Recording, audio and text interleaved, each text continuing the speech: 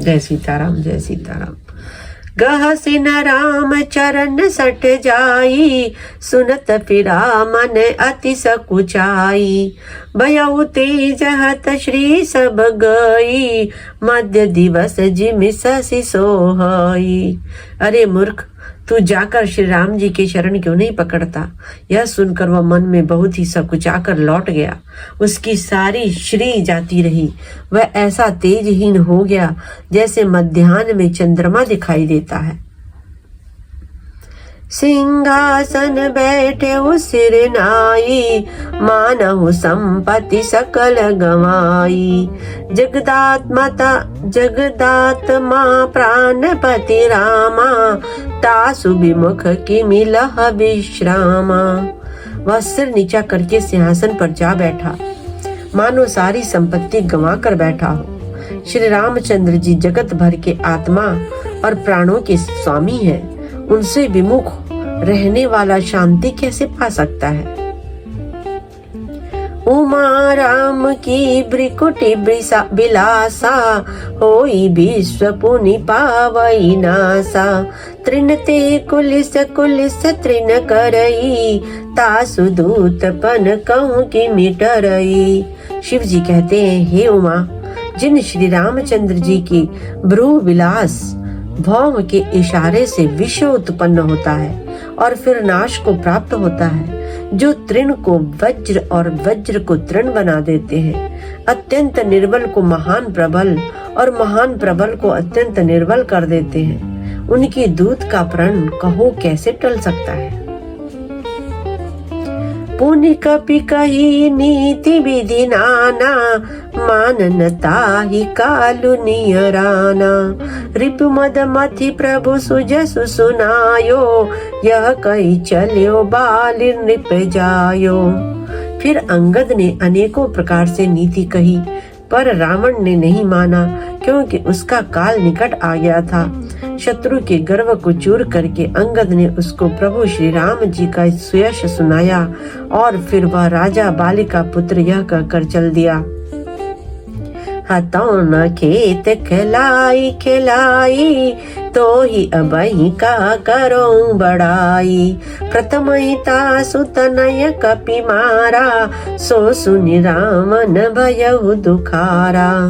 रणभूमि में तुझे खिला खिला कर न मारूं, तब तक अभी पहले से क्या बड़ाई करूं।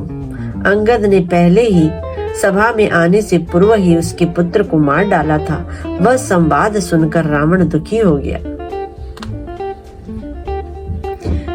जातु धान अंगद पन देखी, भय व्याकुल सब भय विषेखी। अंगद का प्रण सफल देखकर सब राक्षस भय से अत्यंत ही व्याकुल हो गए।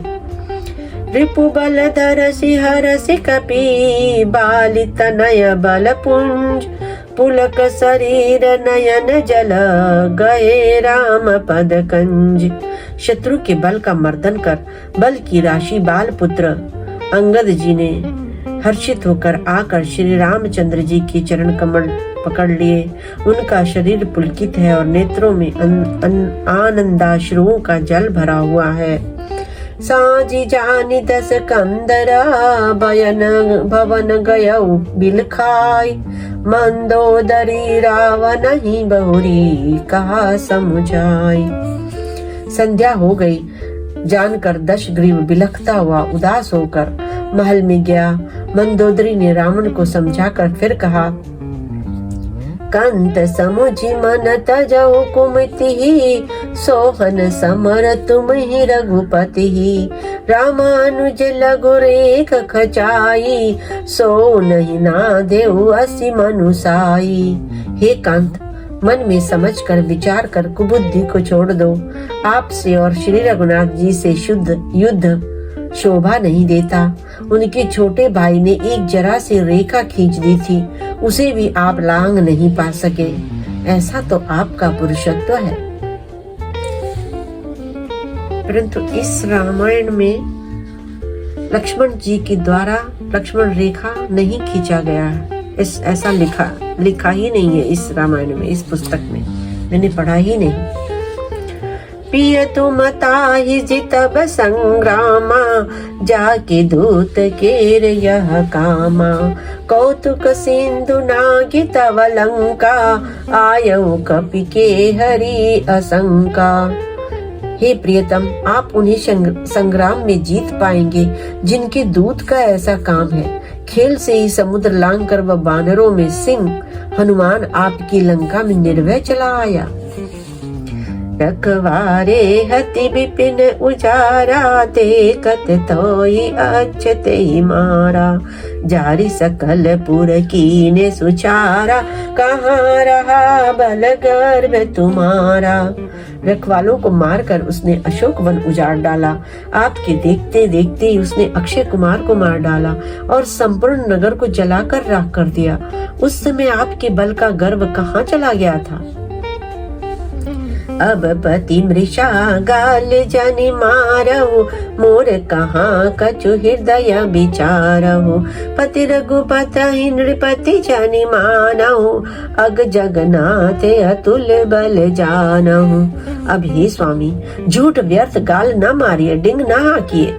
मेरे कहने पर हृदय में कुछ विचार कीजिए। हे पति, आप श्री रघुपति को निरा राजा मत समझिए, बल्कि अग जगन्नाथ चराचर के स्वामी और अतुलनीय बलवान जानिए।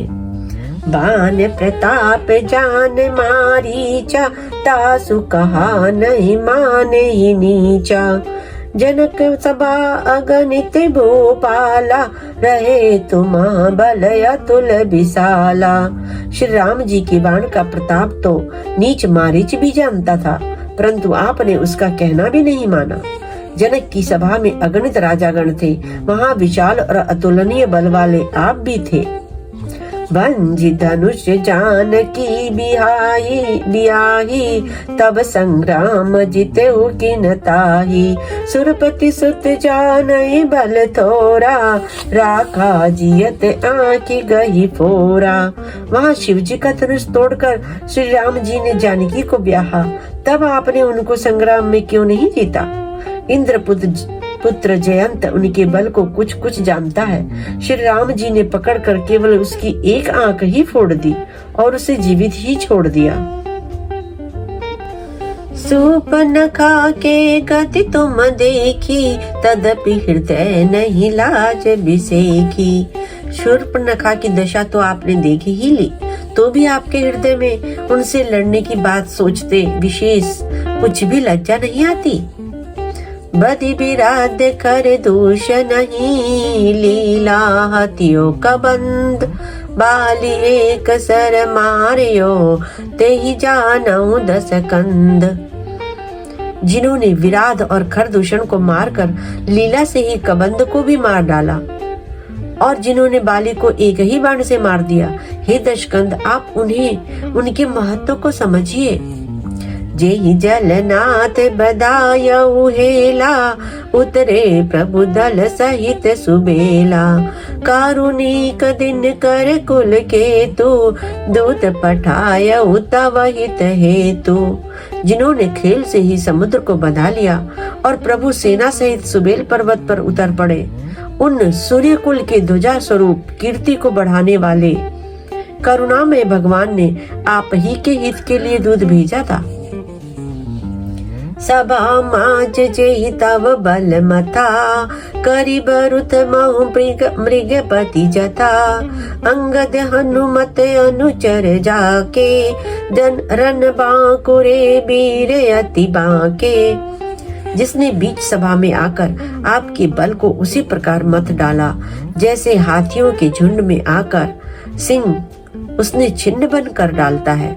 रण में बांके अत्यंत विकट और वीर अंगद और हनुमान जिनके सेवक हैं। तेहि कापिय पुनि पुनि नरकाऊं, मुदा मान ममता मद बहऊं। आह कंत कृत राम विरोधा, काल विवश मन उपजन बोधा। हे पति, उन्हें आप बार बार मनुष्य कहते हैं। आप व्यर्थ ही मान, ममता और मद का बोझ ढो रहे हैं। हे प्रीतम, आपने श्री राम जी से विरोध कर लिया और काल के विशेष वश होने से आपके मन में अब भी ज्ञान नहीं उत्पन्न होता। काल दंड गही काहु न मारा, हरई धर्म बल बुद्धि विचारा। निकट काल जेहि आवत साई, तेहि भ्रम होई तुम्हारी ही नाई। काल दंड लाठी लेकर किसी को नहीं मारता, वह धर्म बल बुद्धि और विचार को हर लेता है। हे स्वामी, जिसका काल मरण समय निकट आ जाता है उसे आप ही की तरह भ्रम हो जाता है। दुई सुत मरे दहेउ पुरा, अजाऊ पूर पियो देव। कृपा सिंधु रघुनाथ भजी, नाथ बिमल जसुलेव। आपके 2 पुत्र मारे गए और नगर जल गया। जो हुआ सो हुआ। हे प्रियतम, अब भी इस भूल की पूर्ति समाप्ति कर दीजिए। श्री राम जी से वैर त्याग दीजिए और हे नाथ, कृपा के समुद्र श्री रघुनाथ जी को भजकर निर्मल यश लीजिए। नारी बचन सुन बिसिक समाना, सभा गयऊं उठी होत बिहाना। बैठे जाय सिंहासन फूली, अति अभिमान त्रास सब भूली। स्त्री के बाण के समान वचन सुनकर वह सवेरा होते ही उठकर सभा में चला गया और सारा भय भुलाकर अत्यंत अभिमान में फूल कर सिंहासन पर जा बैठा। यहाँ राम अंगद ही बोलावा, आई चरण पंकज सिरुनावा। अति आदर समीप बैठारी, बोले भी हंसी कृपाल खरारी। यहाँ सुबेल पर्वत पर श्री राम जी ने अंगद को बुलाया। उन्होंने आकर चरण कमलों में सिर नवाया। बड़े आदर से उन्हें पास बैठाकर खर के शत्रु कृपालु श्री राम जी हंस कर बोले,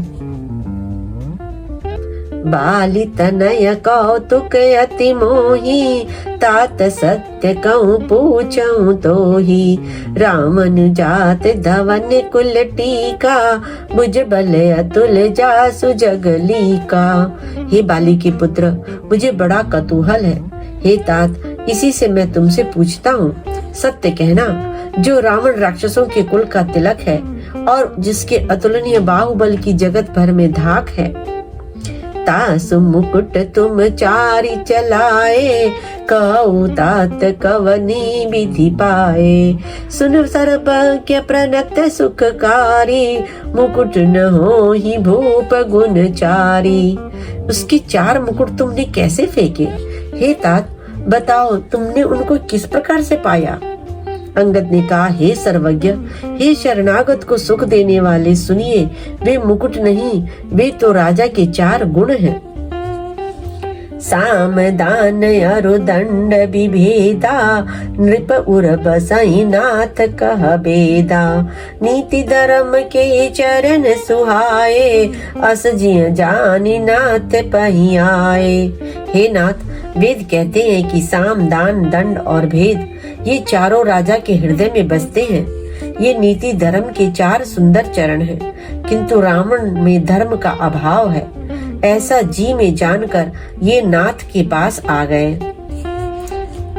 ये सारे नीति भगवान के पास आ गए। साम दान दंड और भेद। धर्महीन प्रभु पद विमुख, काल विबस 10 शीस।